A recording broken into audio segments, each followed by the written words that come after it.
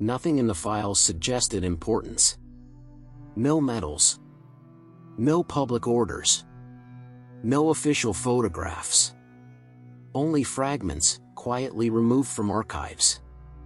Yet this operation reshaped how wars would be planned and silenced. By early 1944, France existed under a constant state of observation, where every road, railway junction, and coastal town was monitored by German occupation forces, while Allied planners across the Channel prepared for an operation whose success depended entirely on secrecy. The balance between visibility and concealment had become fragile, and intelligence, once a tool of advantage, was now at risk of becoming a liability. Over the previous years, Allied intelligence networks in France had expanded rapidly, relying on resistance groups, covert radio operators, and courier systems that transmitted a continuous flow of information to London. These networks had proven invaluable, yet by 1944 they were showing signs of strain. German counterintelligence units had adapted, refining their ability to detect radio transmissions, analyze traffic patterns, and identify irregularities that pointed to hidden operators. Arrests increased. Entire resistance cells vanished without explanation. In several regions, silence replaced activity almost overnight. Within Allied intelligence circles, concern grew that the very efficiency of information gathering was creating predictability. Messages were frequent. Patterns were recognizable. The enemy no longer needed to fully decrypt content to understand intent. This realization forced a quiet reassessment, one that shifted focus away from the volume of intelligence and toward its structure. In London, senior intelligence officers began discussing an unconventional approach. Rather than seeking more reports, the objective would be to shape the information environment itself, deciding not only what the enemy would see, but also what they would not. The absence of information, they concluded, could be as influential as its presence. From this discussion emerged a small, deliberately compartmentalized task group whose mission was not clearly defined even within official paperwork. In April 1944, its operatives began entering France through discrete channels, arriving separately and under different identities, ensuring that no single capture could compromise the entire operation. These individuals carried no written directives and possessed only fragments of the overall plan, a measure intended to protect the mission through ignorance as much as secrecy.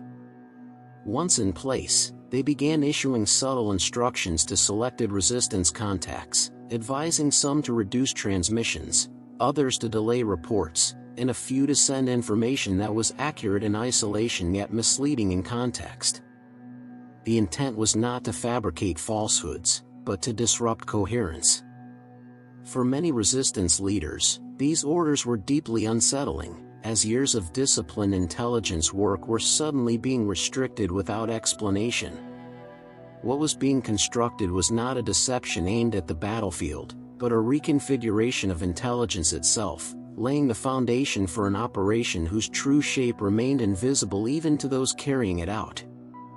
As May 1944 progressed, the consequences of the operation began to surface gradually, not through dramatic events, but through subtle shifts in behavior observed within German intelligence assessments. Reports compiled by occupation authorities increasingly reflected uncertainty, as intercepted communications no longer aligned with expectations formed during previous months. Patterns that had once suggested clarity now produced contradiction, forcing analysts to question the reliability of their own conclusions. The Allied operatives embedded in France adjusted their actions with careful precision, maintaining constant awareness of how even minor changes in transmission frequency or content could influence enemy interpretation. Certain resistance networks were instructed to resume limited communication after periods of silence, while others were ordered to remain inactive despite ongoing German movements in their sectors. These decisions were not uniform, nor were they explained, creating an uneven informational landscape that resisted straightforward analysis. Rather than spreading overtly false intelligence, the mission relied on selective emphasis and omission, ensuring that individual reports remained truthful while collectively distorting the broader picture. Railway activity might be reported accurately in one region while similar disruptions elsewhere went unmentioned, leading German command to misjudge priorities and allocate resources inefficiently. Over time, this imbalance generated hesitation, as confidence in any single source diminished. The risks, however, were immediate and severe. In one instance, a resistance operator transmitted a comprehensive report without applying the imposed restrictions, unintentionally revealing a familiar pattern of communication. German signal detection units responded swiftly, tracing the transmission and launching coordinated raids. Several safe houses were compromised, equipment was seized, and 3 operatives disappeared without trace. Their absence was noted only within internal circles, never acknowledged formally. Faced with mounting losses, Allied intelligence leadership confronted a critical choice, weighing the preservation of remaining networks against the strategic value of continuing the operation. The decision, made without written record, was to proceed. The mission's importance now extended beyond its original scope, as it demonstrated the potential to influence enemy decision-making on a systemic level. By late May, German field commanders were receiving intelligence summaries marked by hesitation and ambiguity, reflecting a growing mistrust in the coherence of available information. Units were repositioned cautiously, then repositioned again, as each new report contradicted the last. Fuel, time, and attention were consumed by uncertainty rather than preparation.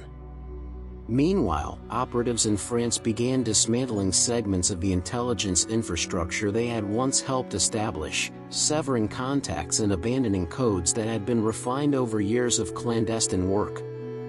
For the resistance fighters affected, this process felt abrupt and destabilizing, yet compliance remained absolute, driven by an understanding that explanation itself could compromise the larger objective. The intelligence environment had been reshaped, not through force, but through controlled disorder, setting the stage for consequences that would soon extend far beyond the shadows in which the mission operated. The decisive moment of the mission arrived not with a single action, but through a convergence of uncertainty that reached its peak in the final days before the Allied invasion.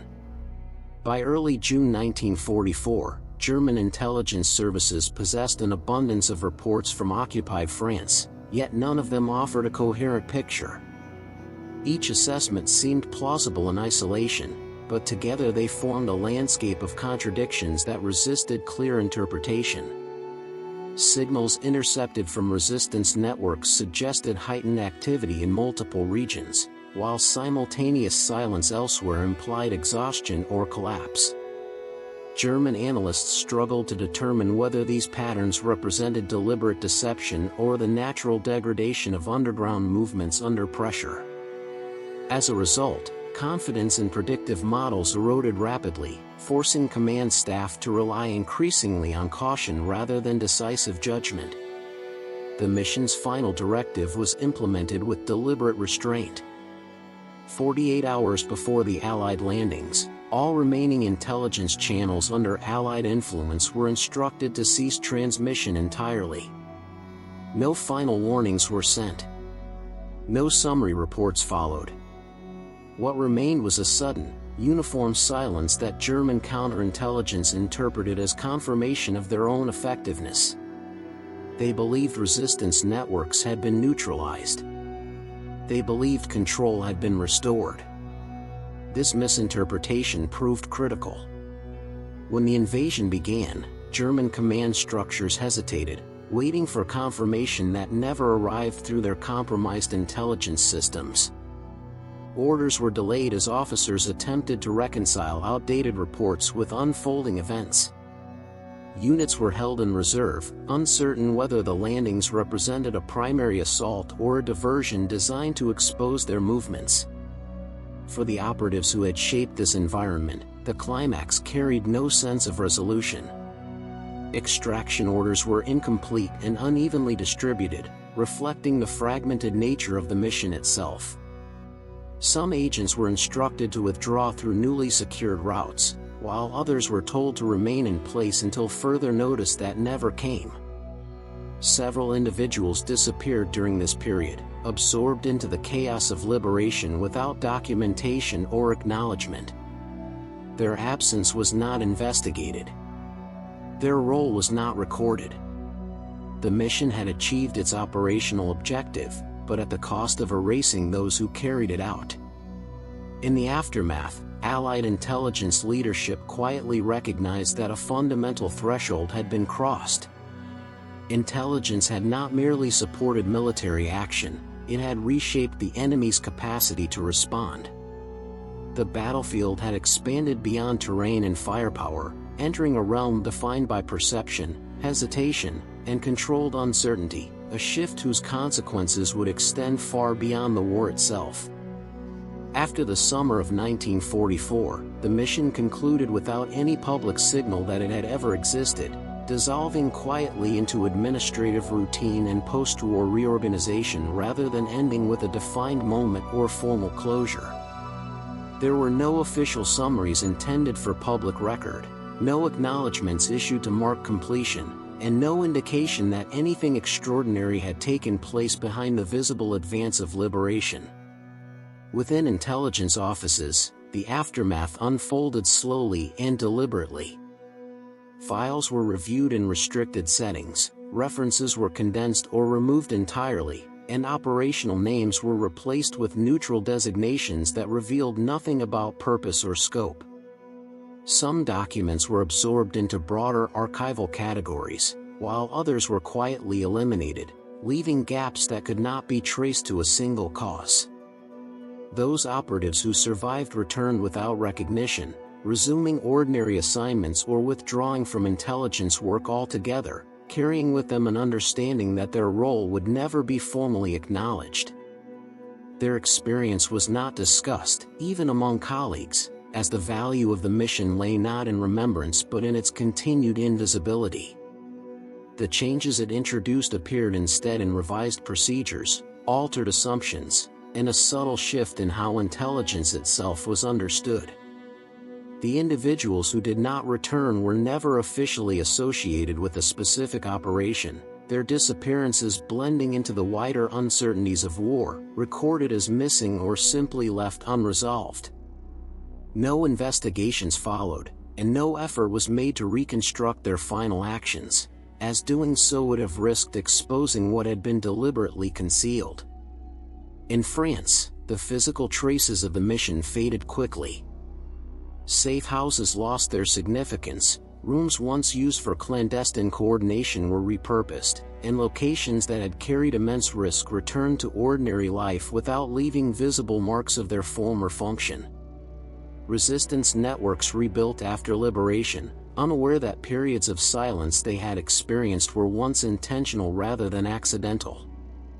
Over time, the mission survived only as an influence without attribution, shaping intelligence doctrine while remaining detached from its origins. Its absence from public memory was complete, and in that absence, the operation achieved its final state, existing only in what was never said, never written, and eventually, never remembered. These stories are rarely told. Subscribe if you want to hear the next one.